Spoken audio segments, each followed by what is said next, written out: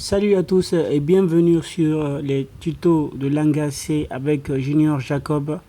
Pour ceux qui me suivent, vous savez, c'est ici qu'on s'est limité. Et pour ceux qui viennent d'arriver, je vous conseille d'aller sur les vidéos précédentes, you know, pour pouvoir se rattraper sur les tutos. Et je répète encore, si vous avez des questions, n'hésitez pas de me les poser dans les commentaires et je les répondrai quand je serai disponible. Et aujourd'hui, nous allons faire une leçon très importante qui consiste à l'affichage des variables, des attributs des variables ainsi que des attributs des caractères. C'est ici qu'on s'était limité pour ceux qui me suivent. Et nous allons peut-être que juste par la parole, vous n'avez pas compris de quoi il s'agit. Nous allons directement passer à la phase du codage. Et voilà, en langage, c'est un truc très important. Vous avez la possibilité d'introduire une variable avec le int, par exemple taille. Et vous dites par exemple le int taille, la valeur de la taille, c'est égal à 60. Et maintenant, si vous avez envie, dans un programme, par exemple, vous faites cette introduction, parce que ça c'est une introduction qui est là. Et si vous avez envie d'afficher le 60, pas besoin d'écrire le 60, de répéter chaque fois le 60, mais vous écrivez seulement la taille qui est attribuée au 60.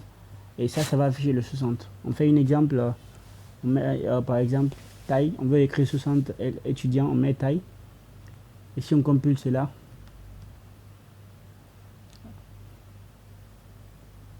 ok, vous verrez que c'est 60 étudiants. C'est bien affiché ici. C'est la même chose pour les caractères que nous allons passer bientôt. Vous voyez 60 étudiants. Au lieu, avec l'attribut de la taille, 60. Donc quand on écrit la taille seulement, ça attribue à 60. On fait la même chose avec les caractères, seulement qu'avec les caractères, vous écrivez char.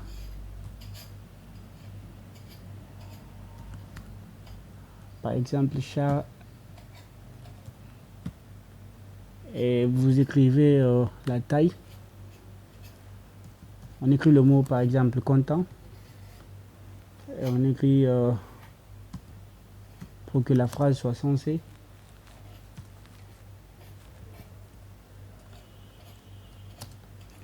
Et comme je vous l'ai dit, avec les caractères, on met pourcentage S. Mais si c'était avec les nombres, c'était pourcentage D, comme vous l'avez vu avec les 60. Mais on a affaire avec les caractères, donc on met le pourcentage S. Et avant que je n'oublie, on écrit le nom du caractère, par exemple name. Maintenant, si on a envie d'afficher le content, et bien ce qu'on fait, on écrit seulement l'attribut du content qui est name. Si on compile cela, ok, il y a int et caractère, raison pour laquelle. Et ici aussi, on met ça entre griffes. En tant que programmeur, il faut savoir détecter directement les problèmes, les erreurs. C'est ça. C'est ça. En fait, c'est ça qui fait un programmeur, quoi. Si on compile cela, vous verrez que ça marche. Et eh bien, vous voyez, c'est écrit. Les étudiants sont contents, comme on l'a voulu.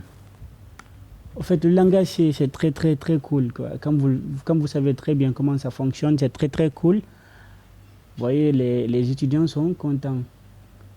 Ça dépend de ce que vous avez attribué ici. Dès que vous écrivez le nom, et ça va directement attribuer la phrase. Et à quoi ça sert ça? Ça c'est pour le nombre de lettres que vous voulez que ça se limite à. Par exemple, si j'avais écrit ici 5 et que j'écris 6 lettres, ça n'allait pas apparaître. Donc 14 lettres, c'est moins que ça. Ça dépend de vous, ce que vous voulez écrire. Vous pouvez écrire une phrase, ce qui sera dans les 100 lettres ou 200, et vous écrivez la phrase totale. Et dès que vous attribuez le nom, ça va afficher la phrase que vous avez attribuée à ce nom. Ok, c'est la fin de ce tuto. Merci de m'avoir suivi. Si ça vous a été rentable, n'hésitez pas de cliquer le like et s'abonner pour les vidéos suivantes. Et si vous me suivez, je vous encourage. Si vous avez des questions, n'hésitez pas à me poser. Merci et à la prochaine.